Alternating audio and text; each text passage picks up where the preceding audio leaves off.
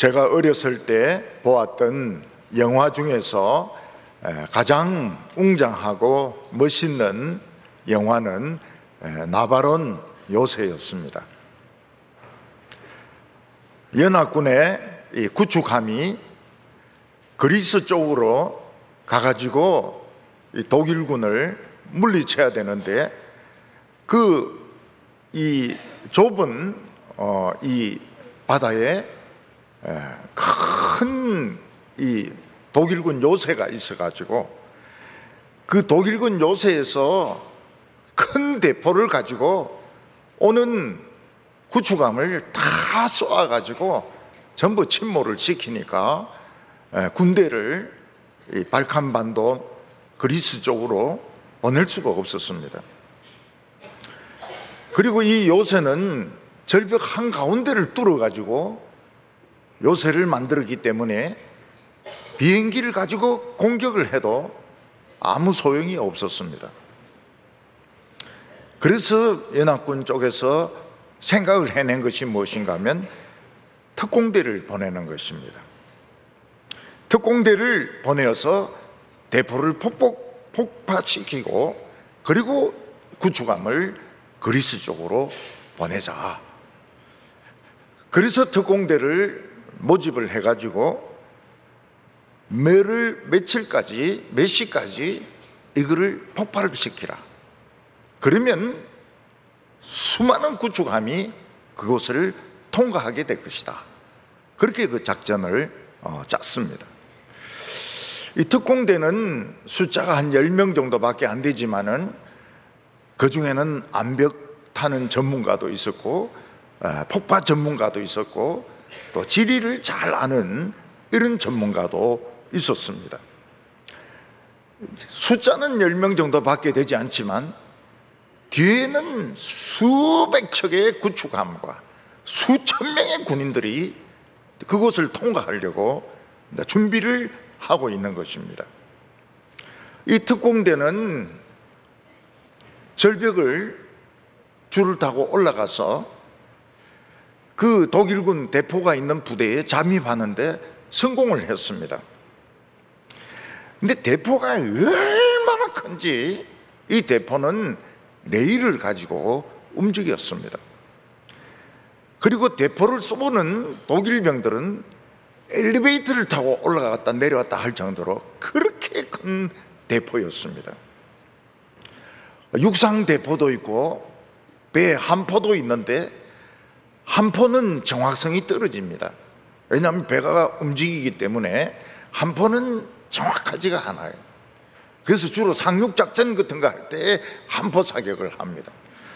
그런데 육상포는 땅이 단단하기 때문에 굉장히 정확하게 맞출 수 있습니다. 배들이 다 침몰하는 겁니다. 일단 연합군 쪽은 이 작전이 성공할 것이다 이렇게 가정하고 수백 척의 구축함과 수천 명의 군인들을 배에 태워서 이동을 하고 있었습니다. 근데 이 대포가 폭발을 안 하는 겁니다. 독일군은 계속 대포를 쏘니까 연합군 사령부에서는 이 작전이 실패했구나. 그래서 배가 전부 다 돌려가지고 배가 후방으로 후퇴를 했습니다. 그 장면도 참 인상적입니다. 배가 한꺼번에 쫙 이렇게 좌회전을 해가지고 후퇴하는 모습도 멋있었어요. 독일군은 이 특공대가 감추어 놓았던 폭탄을 찾아냈습니다. 그래서 상부에 보고를 합니다. 폭탄을 찾아냈습니다. 잘했다. 마음 놓고 그냥 대포 쏘아라. 그래서 막 대포를 막 쏩니다. 그런데 이 폭파하는 전문가가 바보가 아니었습니다. 이 사람은 독일군이 수색할 만한 은밀한 곳에 폭탄을 감추어 놓고 그리고 또 딴 데 폭탄을 감추어 놨습니다. 거기가 어딘가 하면 엘리베이터 밑이었습니다. 독일군은 폭탄 거기 전문 줄 알고 막 신난다고 이렇게 했지만은 폭탄은 하나 더 있었습니다. 근데 이 엘리베이터가 올라갔다 내려갔다 해도 이 폭탄에 닿지를 않는 겁니다. 그래서 이 폭파가 안 일어나요. 근데 독일군의 실수가 뭔가 하면 몸이 무거운 사람이 엘리베이터를 탄 겁니다. 딱 내려가는데 탁 닿이는 거거든요. 그러니까 막 그 요새가 폭발을 하는데 그 엄청난 대포가 폭발을 하면서 바다로 떨어져 버리고 그 요새는 완전히 불바다로 변해버립니다. 그리고 후퇴하던 연합군 구축함들은 또 방향을 다 돌려가지고 그 해협을 통과해서 그리스, 발트 해협 쪽으로 이동을 하면서 이 전쟁에서 유리한 위치를 차지하게 된 것입니다. 예수님께서는 12명의 제자를 특공대로 파견을 했습니다. 이 12명의 제자는 성공한 것처럼 보였습니다. 그들은 모든 동네에 가서 귀신을 쫓아내고 병든 자를 고치고 하나님의 나라가 왔다는 복음을 증거하고 다 살아서 돌아왔습니다. 예수님은 높은 산에 올라가서 기도하다가 영광스럽게 변하기도 하셨습니다. 여기까지만 보면은 이 특공대 작전은 성공입니다. 그러나 제자들은 끝판에 가서 실패를 합니다. 어떤 작은 아이 속에 굉장히 지독한 귀신이 들었는데 이 발작하는 아이들을 9명의 제자들이 감당을 못하는 겁니다. 어른들이 감당을 못하는 겁니다. 결국은 요새는 이 아이였습니다. 아이 속에 들어있는 엄청나게 지독한 귀신, 이게 요새였습니다. 이걸 못 이기면 복음 전거는 성공할 수가 없습니다. 제자들은 9명의 제자들은 막 애가 발작을 하는데 어쩔 줄 몰라가지고 쩔쩔매고 있고, 옆에 있는 바리새인과 서기관들은 조롱하면서 예수와 너희들이 귀신 쫓아낸다는 거 다 사기다 이러면서 막 공격을 하고, 사람들은 예수님의 제자들을 조롱하고 있었습니다. 이게 예수님의 특공대가 끝판에 가서 예상치 못했던 그 요새를 만난 것입니다. 이것이 오늘 교회의 모습과 너무나도 비슷합니다. 이 세상은 입으로는 인권 이렇게 하지만 사실은 옛날보다 훨씬 더 악해졌습니다. 교회는 이 세상의 악을 이기지 못하고 있습니다. 세상에서는 엄청난 자살자들이 생기고 암 환자들이 생기고 있고 3명 중에 1명은 우울증 환자입니다. 동성애와 성추행이 얼마나 많이 일어나는지 몰라요. 이게 교회 안에도 들어와 있습니다. 교회는 이걸 지금 감당을 못하고 있습니다. 사람들은 뭐라고 말하고 있습니까? 세상이 교회를 걱정하고 있다. 이거를 세상 사람들만 말하는 게 아닙니다. 교인들도 그런 소리를 합니다. 자주 섞인 말로. 교회가 이만큼 무능하고 문제가 많다. 목회자들은 목회에 실패를 합니다. 세상은 교회를 조롱하고 있습니다. 교회가 할 수 있는 것이 아무것도 없다고 이야기를 하고 있습니다. 너무너무 똑같아요. 한때는 교인들 가운데 목사를 불신하는 분위기가 팽배했습니다. 팽배했어요. 목사를 안 믿었습니다. 근데 제가 동부교회 오고 나서 놀란 게 뭔가 하면 교인들이 목사를 믿어요. 세상에 이런 일이 어디 있습니까? 교인들이 목사를 믿어요. 그리고 교인들이 무슨 말씀을 하시는가 하면 자신이 설교를 듣고 자기 인생이 변했고 병고침을 받았다, 이런 분들이 많았습니다. 저는 굉장히 놀랐죠. 그런데 다시 목사를 불신하는 분위기가 좀 생기고 있어요. 퍼지고 있습니다. 다시 옛날로 돌아가고 있어요. 목사는 믿을 수 없다, 이런 분위기가 벌써 퍼지고 있습니다. 12 제자의 특공대가 성공했느냐 실패했느냐는 그것은 두 번째 문제입니다. 이 12명 뒤에는 수천 명의 복음 전도자와 천사들이 지금 대기하고 있는데 딱 거기서 막힌 겁니다. 귀신 들린 애의 발작에 막힌 겁니다. 오늘 첫 번째는 하나님의 일은 후퇴할 수 없다는 겁니다. 예수님의 제자 9명이 그 한 마리라고 해야 되는가요? 그 귀신의 발작을 감당을 못하고 있을 때 예수님이 산에서 내려오셨습니다. 그리고 예수님은 그 못된 사탄을 아이에게서 나가게 하셨습니다. 사탄은 이 아이를 죽여야 됩니다. 사탄은 죽이는 게 목적입니다.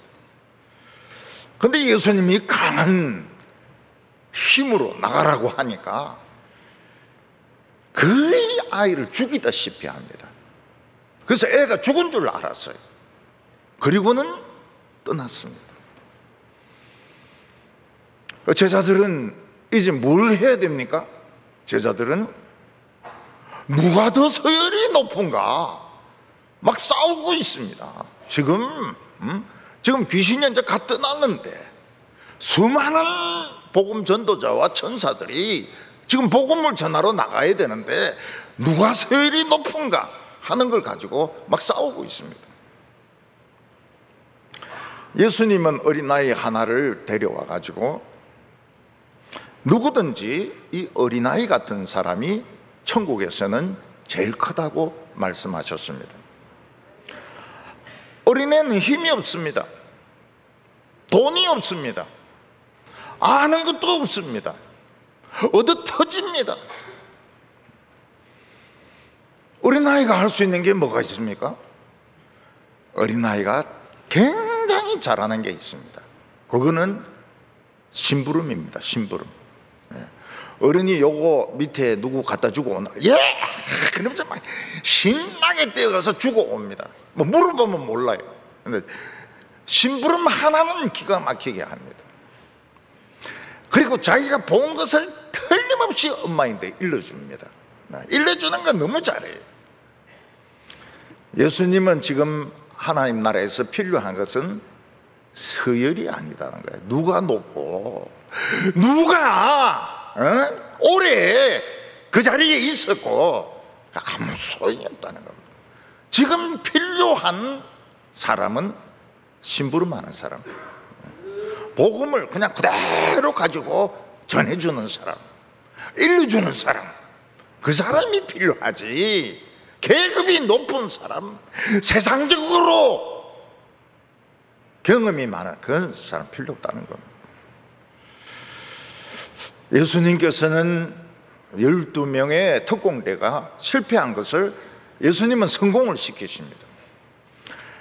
그리고 70명을 보내십니다.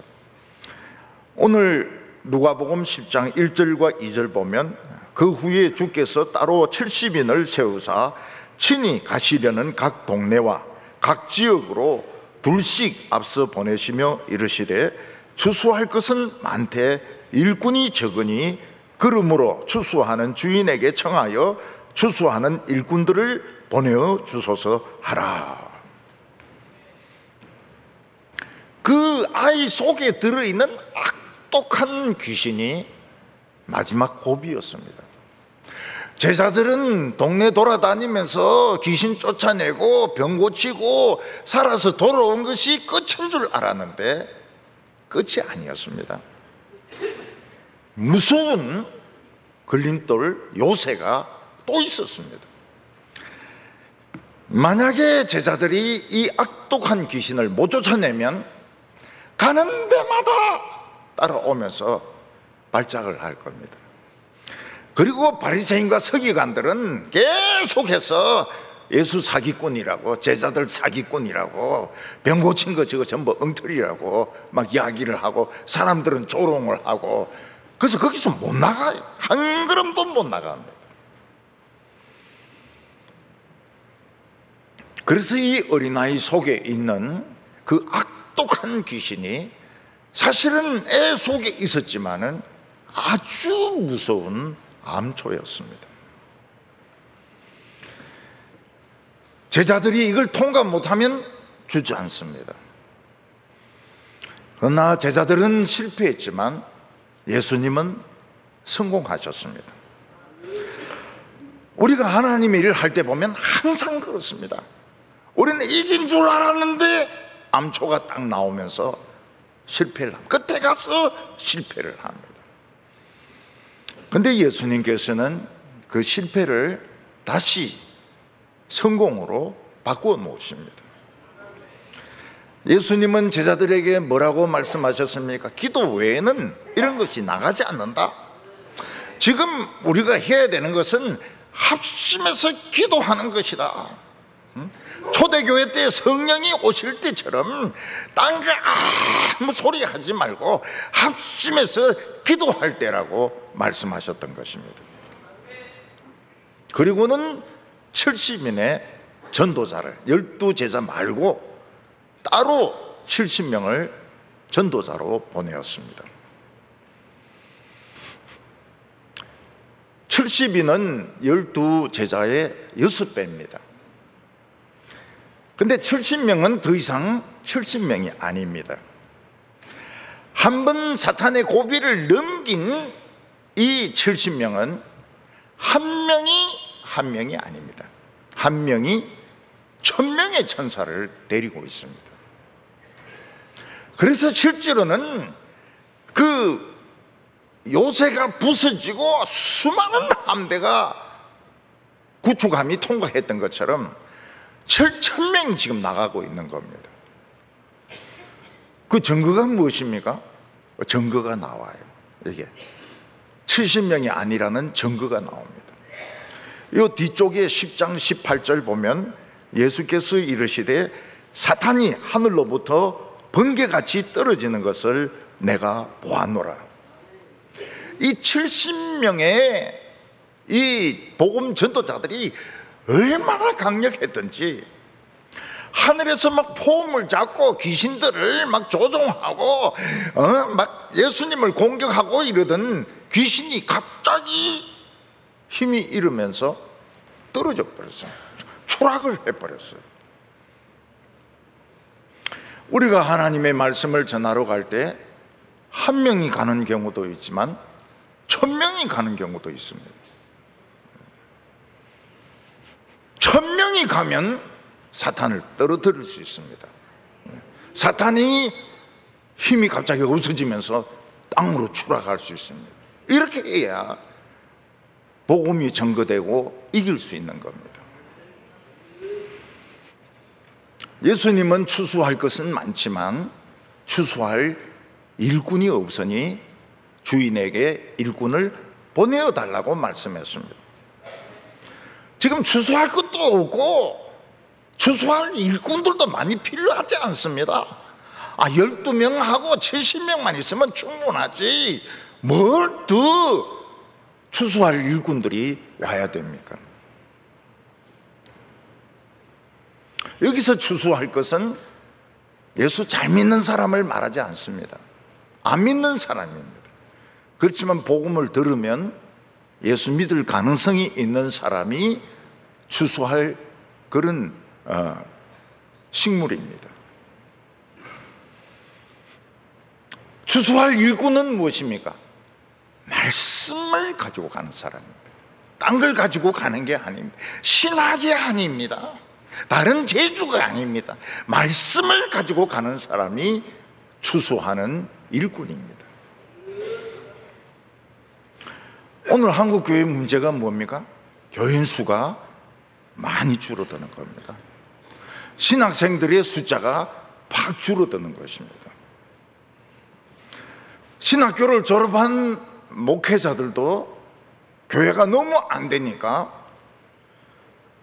대리운전을 하기도 하고, 또 목수일을 하기도 하고, 카페를 하기도 하고,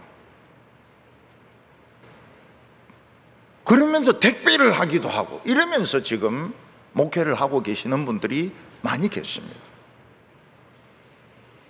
선교사도 쉽지가 않습니다. 선교사도 코로나 이후로 선교지가 굉장히 많이 황폐화가 됐습니다.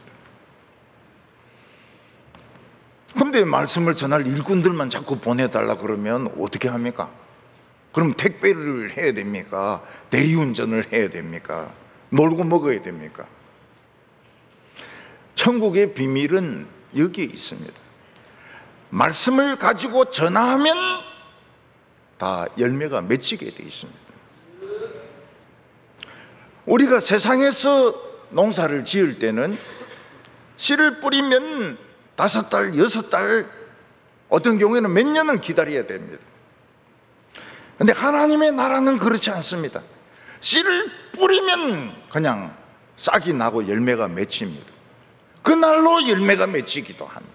이게 하나님 나라의 비밀입니다. 복음을 들고 어디 가서 전하기만 하면 열매가 맺혀요. 아주 놀랍습니다. 바울은 예수님 만나기 전에는 아주 지독하게 못된 이 박해자였습니다. 예수님을 만나고 눈이 멀었습니다. 그리고 성도로부터 안수를 받고 눈이 떠졌습니다. 그 즉시 나가서 예수는 하나님의 아들이라고 전도하기 시작합니다. 그게 열매죠. 예. 바울이 열매 맺는 것은 악독한 쭉쟁이가 열매 맺는 데는 며칠 안 걸렸습니다. 모세 때 다른 족장들의 지팡이는 다 죽어 있었습니다. 그런데 아론의 지팡이는 하나님의 그 성막 안에 두니까 하룻밤 만에 싹이 폈습니다. 줄기가 나오고 꽃이 피고 살구 열매까지 맺혀 있었습니다. 살구 열매가 맺히는데 하룻밤 만에 맺히는 겁니다. 하나님의 말씀은 전하는 즉시 싹이 나고 열매가 맺힙니다. 꽃이 피고. 그래서 우리 성도님들은 오늘 예배를 그냥 한 번 예배 드린다 이렇게 생각하면 안 돼요.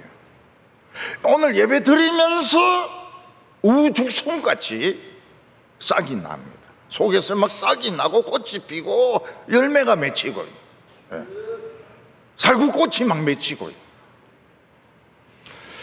저는 그 살구를 먹을 줄 몰라가지고요. 사람들이 줘도 잘 안 먹었습니다.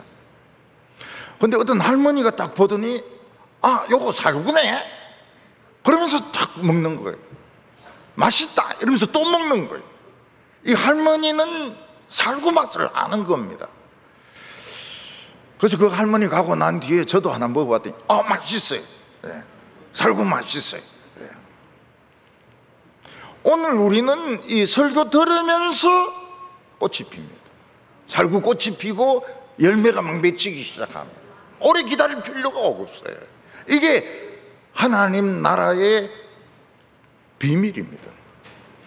그래서 일꾼이 아무리 많아도 상관이 없어요. 아무데나 가가지고 아무데나 가가지고 복음을 외치기만 하면 막 생깁니다. 복음을 안 외쳐서 안 생기는 것이지 외치기만 하면 추수할 것들이 막 자라게 됩니다. 그래서 하나님의 나라는 후퇴할 수가 없습니다. 후퇴할 수가 없어요. 뭐 놀고 기다리고 이럴 필요가 없습니다. 그냥 가면 열매가 맺히는 거예요. 모든 사람들은 예수를 믿을 가능성이 있습니다. 그걸 우리가 판단하면 안 됩니다. 모든 사람들은 복음을 들으면 예수 믿을 가능성이 있습니다. 뭐 조롱하고 안 믿고 이런 사람들도 있지만은 그거는 그 사정이고 믿는 사람들이 생깁니다. 우리는 교회가 부흥이 잘 안 된다, 목회가 잘 안 된다, 그런 걱정을 할 필요가 없습니다.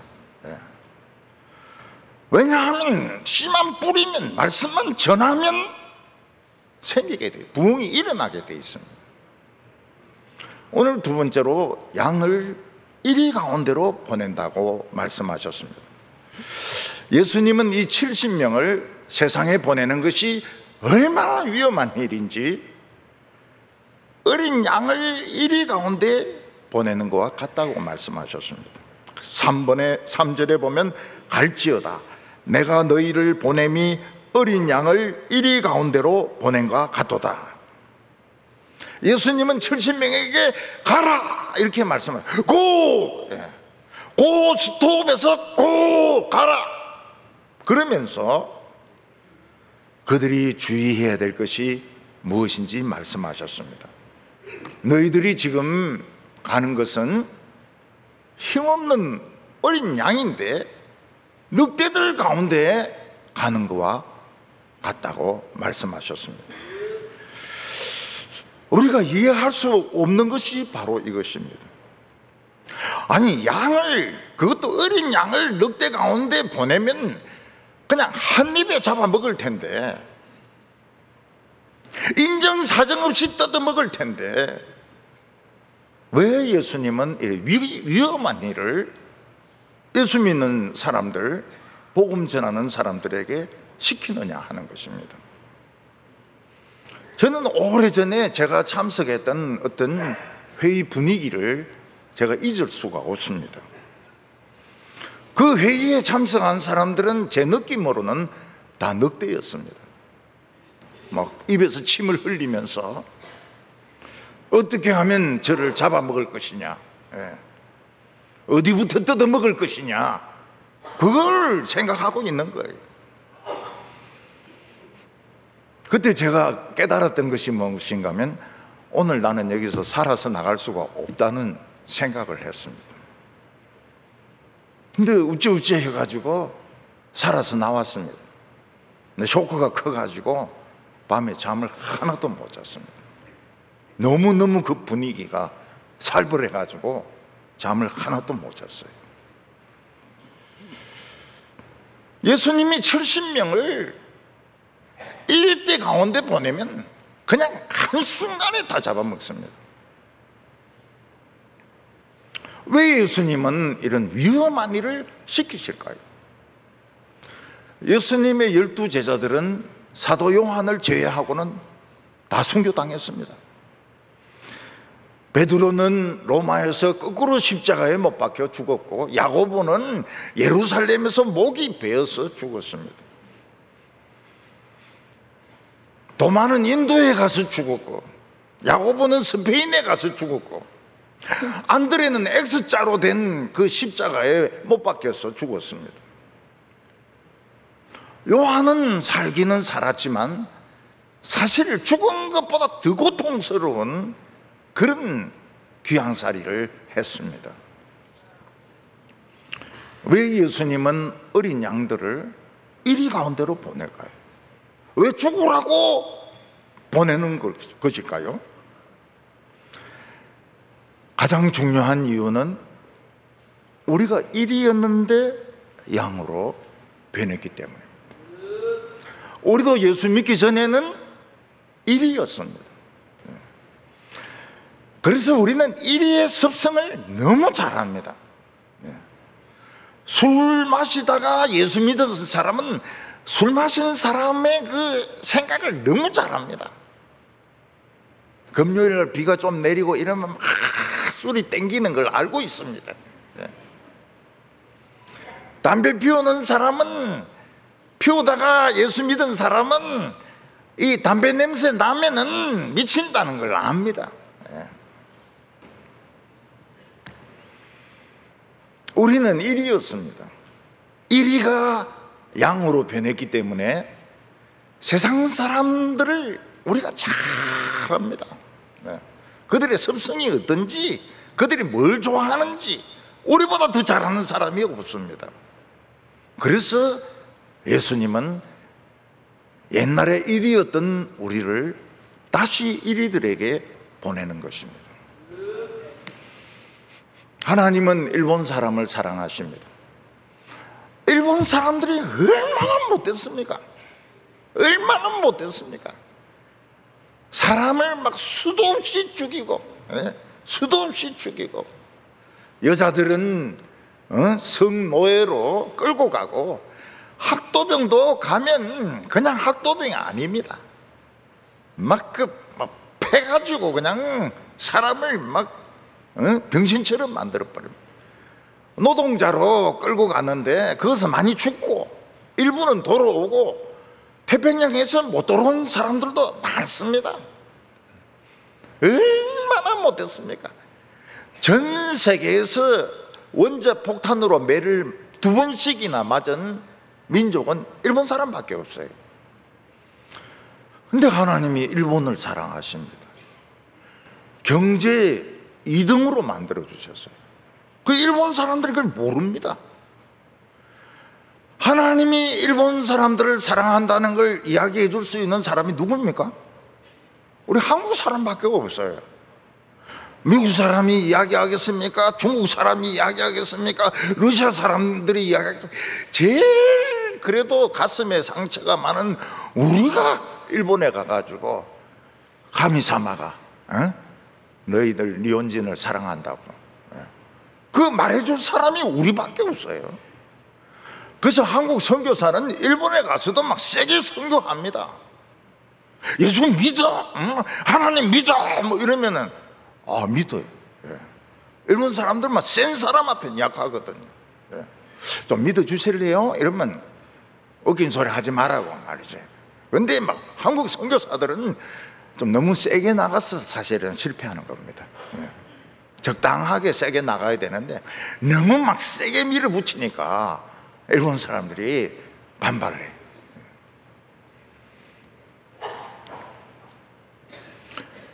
천국에서는 최고로 가치 있는 게 뭡니까? 늑대 한 마리가 양으로 바뀌는 겁니다. 이거보다 더 수지 맞는 장사가 없습니다. 요즘 우리나라는 일본, 중국, 미국하고 지금 반도체 전쟁을 하고 있지 않습니까? 사실 우리 때는 반도체가 뭔지 잘 모릅니다. 반도체가 뭔지도 잘 모르고 AI가 뭔지도 사실 잘 몰라요. 그래서 사부 예배 가서는 내 AI 모른다 그런 소리 안 합니다. 그런 소리 하면 벌써 대학생들이 설교 안 들어요. 굉장히 잘하는 것처럼 이래 해야 귀를 기울이고 듣지. 그 청년들이 보기에 저는 이 상투맨 옛날 그 할아버지 같은 사고방식을 가지고 있거든요. 그러니까 이 이야기가 안 통하는 거예요.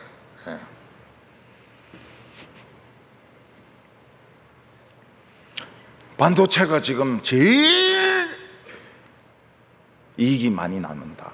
막 그쪽으로 막 대통령부터 나서서 막 투자를 합니다. 아닙니다. 제일 남는 장사는 늑대를 양으로 바꾸는 겁니다. 요게 최고로 수지 맞는 장사입니다. 제가 대학원 다닐 때 생각한 게 그겁니다. 앞으로 무엇을 해야 낼고, 그때 성경이 한 영혼이 천하보다 더 귀하다는 거예요. 늑대 한 마리가 바뀌는 것이 뭐 이 구글, 그 다음에 뭐 이 삼성전자 이거 다 합친 것보다 더 가치 있다는 거예요. 그래서 그 길로 온 거예요. 지금까지 그 길로 온 겁니다. 천국에서는 늑대 한 마리를 양으로 바꾸는 게 최고로 남는 장사입니다. 최고로 남는 장사예요. 저는 그 길을 지금까지 걸어왔습니다. 걸어왔어요. 늑대인데 가가지고 양이 늑대인데 가서 이야기를 합니다. 하나님이 늑대를 사랑하셔. 근데 늑대가 왜 양을 못 잡아먹습니까? 늑대가 지금 굉장히 그 정체성에 혼란을 겪고 있거든요. 이 늑대, 나는 어떤 존재일까? 나는 개냐? 나는 사자냐? 나는 왜 잡아먹으면서 사느냐? 정체성에 혼란을 겪고 있어요, 늑대가. 늑대는 왜 존재해야 되느냐? 그때 양이 한 마리가 와가지고 하나님이 늑대들을 사랑하셔. 웃기지 마라. 누가 이 천하에 늑대를 사랑하느냐고. 진짜야. 진짜 늑대를 사랑한다고. 이야, 그럴 수도 있나? 이러면서 예수 믿는 늑대가 생기는 겁니다. 생겨요. 뭐 엄청난 수지죠. 바울이 사도 바울로 바뀌니까 이거는 막 교회사에서 이런 사람이 없습니다. 이런 사람이 없어요. 그가 쓴 서신과 그가 한 연설과 그런 걸 따라올 수 있는 사람이 없습니다. 유대교가 학문이 얼마나 뛰어난지 모릅니다. 근데 사도 바울 한 명을 이길 수 있는 학자가 없어요. 그만큼 이 늑대가 대단한 늑대인 겁니다. 마틴 루터 그냥 수도사인데 천주교 그 학자들이 루터 한 사람을 못 이기는 겁니다. 이렇게 대단해요.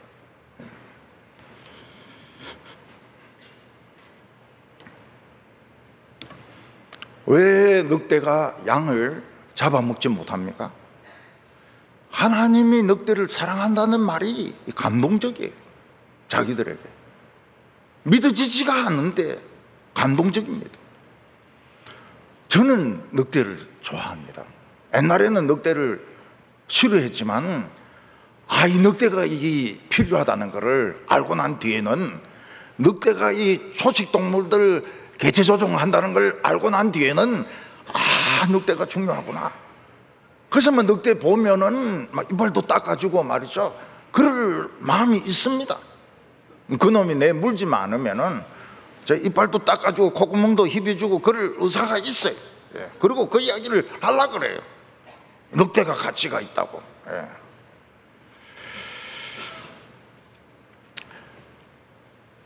늑대가, 사자나 호랑이가 어린애를 물려고 덤벼듭니다. 근데 미국에 있는 그 동물원은 다 유리로 되어 있습니다. 덤벼 들어봐야 유리에 막혀가지고 애를 잡아먹지 못해요. 우리 성도들은 하나님이 유리판으로 다 막아놨습니다. 덤벼 드는데 지 이빨만 부러지는 거예요. 잡아먹지 못해요.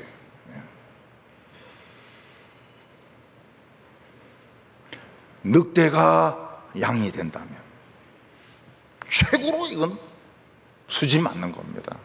돈 버는 거예요. 딴 것만 짜다리 해가지고 성공해봐야 이 늑대 한 마리 이거 양으로 바꾸는 거하고는 비교가 안 됩니다. 오늘 이 마지막으로 이 복음 전도자는 평화를 가지고 갑니다. 예수님은 말씀을 전하는 전도자에게 많은 것을 준비하지 말라고 말씀하셨습니다. 왜냐하면 사람들이 오해를 하기 때문입니다. 4절에 전대나 배낭이나 신발을 가지지 말며 길에서 아무에게 문안하지 말며. 전대에다 돈을 잔뜩 넣어갔습니다. 사람들은 돈만 보는 거예요. 돈만. 돈 가지고 선교하면 그 돈만 받으려 그러지 예수 믿으려고 안 합니다. 그 복음 전하는 사람도 돈 가지고 뭘 자꾸 하려고 그래요. 그래서 이게 진짜 선교가 안 되는 겁니다. 선교가 안 돼요.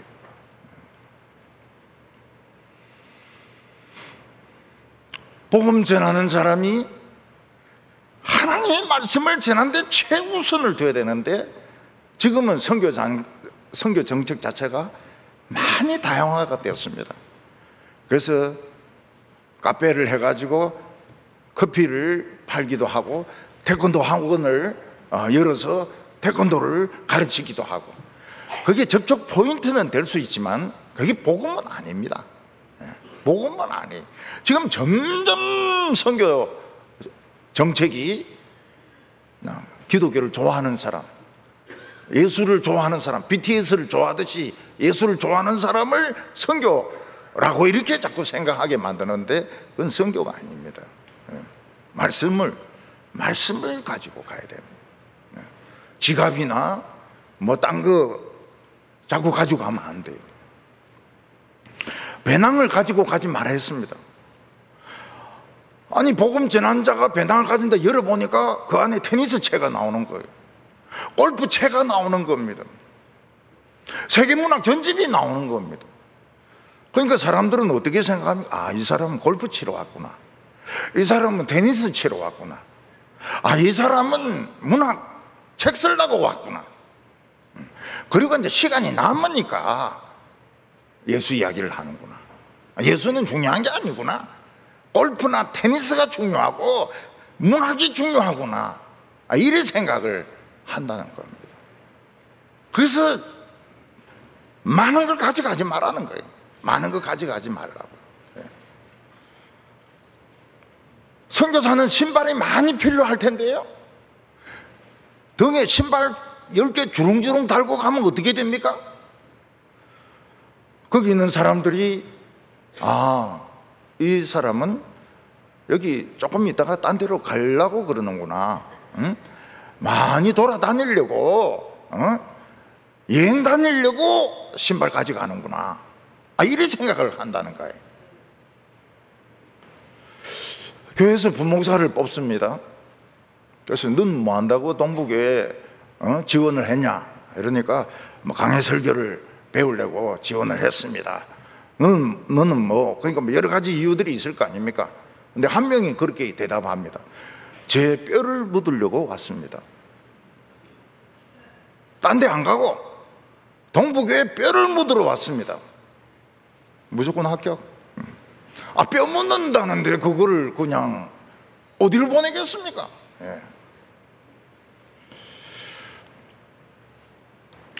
어떤 시골에 있는 교회 목사님이 목회를 잘 하셨어요.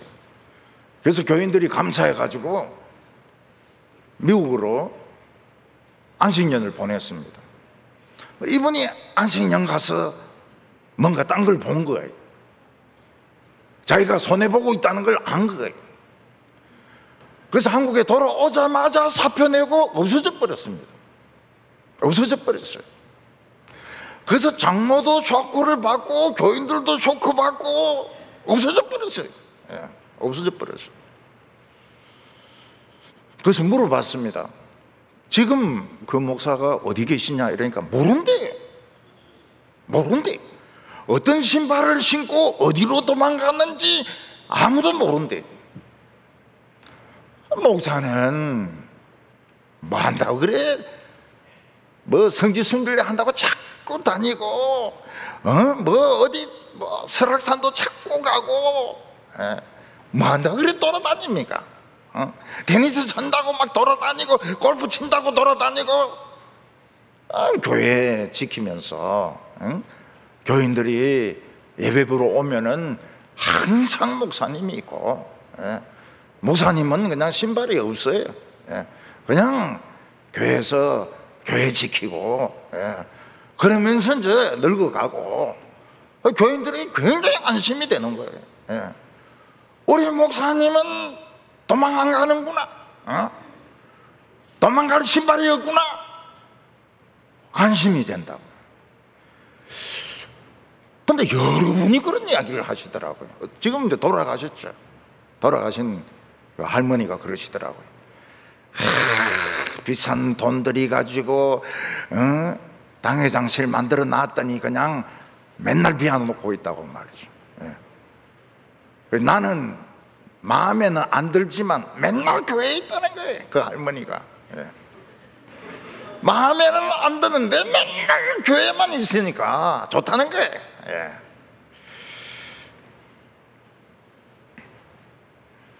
우리는 평화를 가지고 갑니다.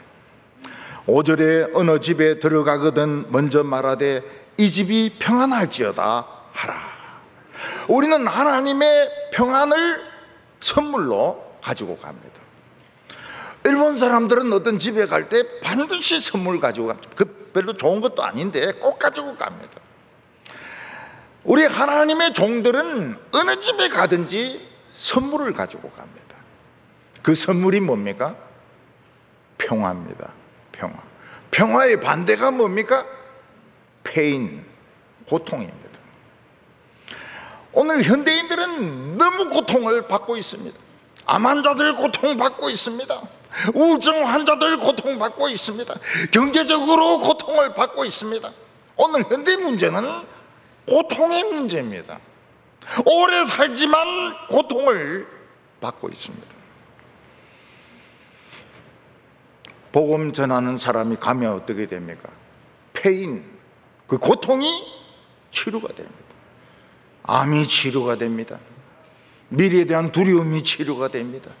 가정 안에 있는 고통이 치료가 됩니다.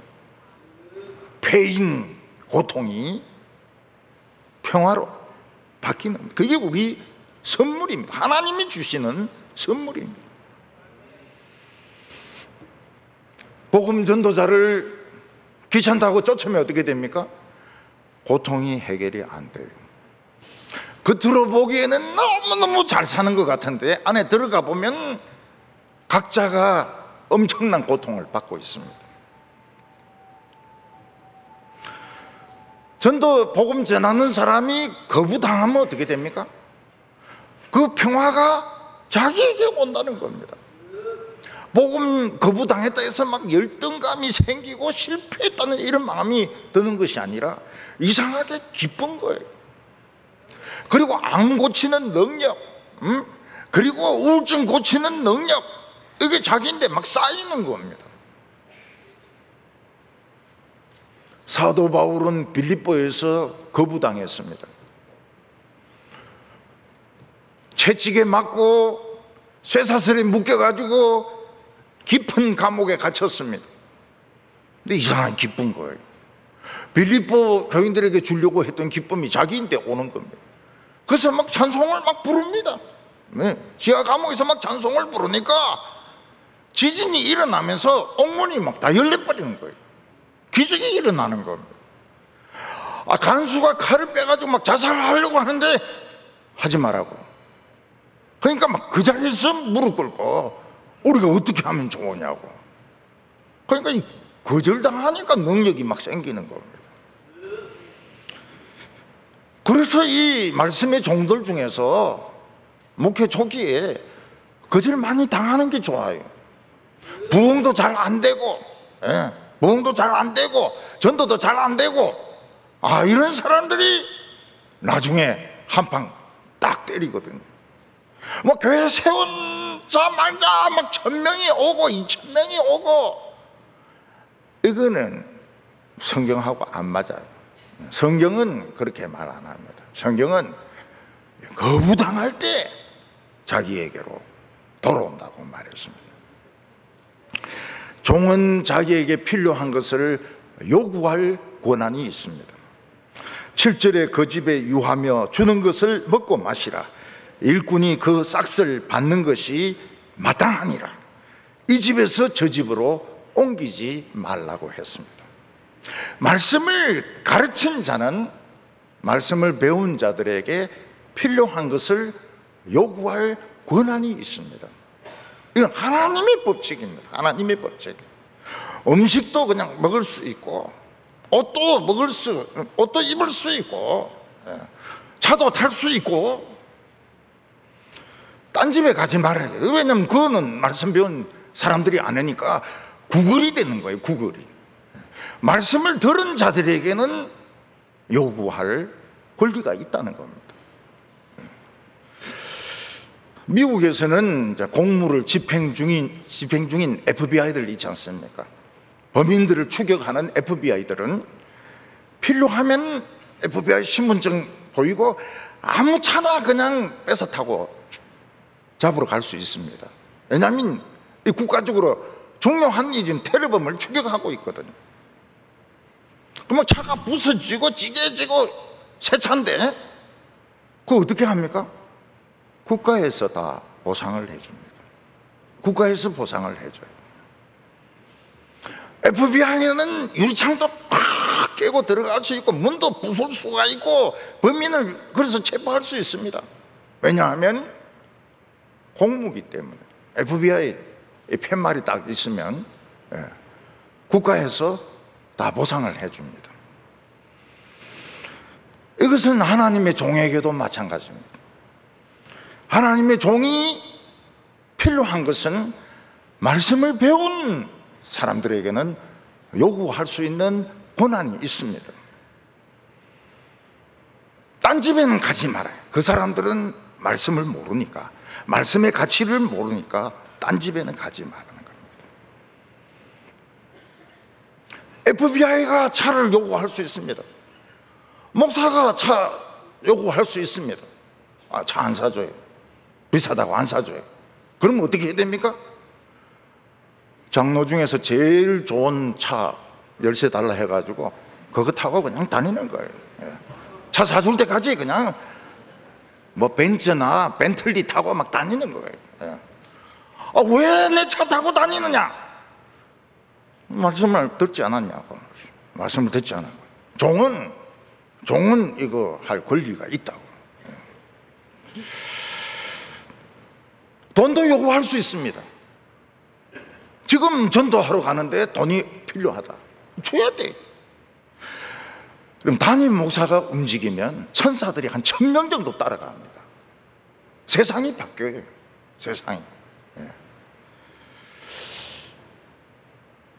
근데 이 핑계 저 핑계 대고 인색하게 뭐가 어쩌니 꼭 세상에 무슨 직장 퇴직하는 것처럼 시세가 어떠니 물건입니까? 목사가 물건입니까? 시세가 어떠니 이자가 어떠니? 그러면 그 사람은 말씀의 가치를 모르는 사람.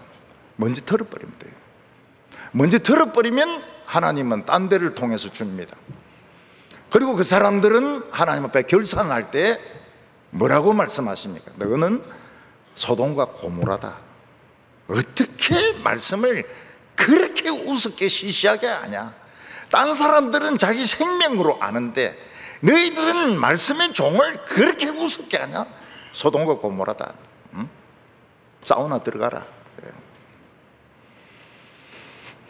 먼저 들어버리면 돼요. 이 핑계 지 핑계 대고 말이 많고 회의하고 저거 필요 없어요. 먼저 들어버리면 돼요. 이게 하나님의 나라의 원리입니다.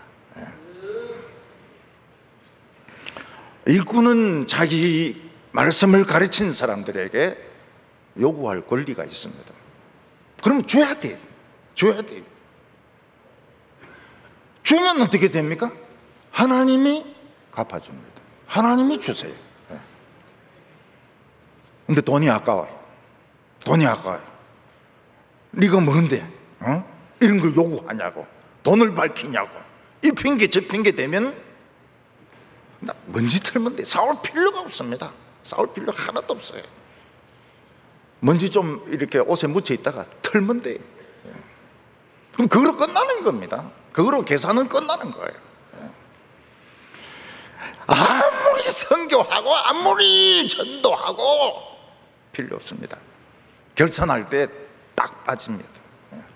너희들이 뭐 복음의 가치를 모르는 게 무슨 복음을 전하고 무슨 선교를 하느냐.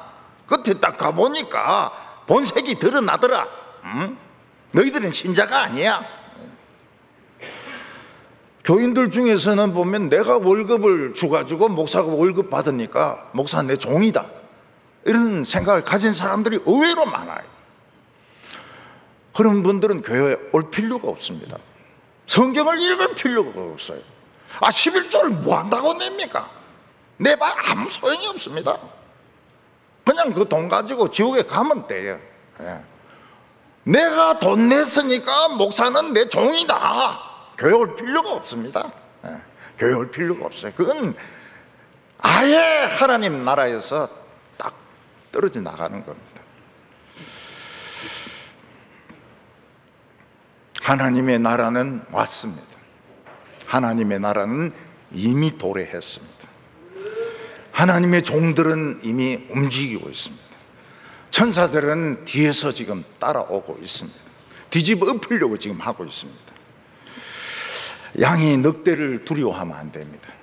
늑대에게 하나님이 늑대를 사랑하신다, 늑대는 필요하다, 그렇지만 양으로 바뀌어야 된다고 설명을 해줘야 됩니다.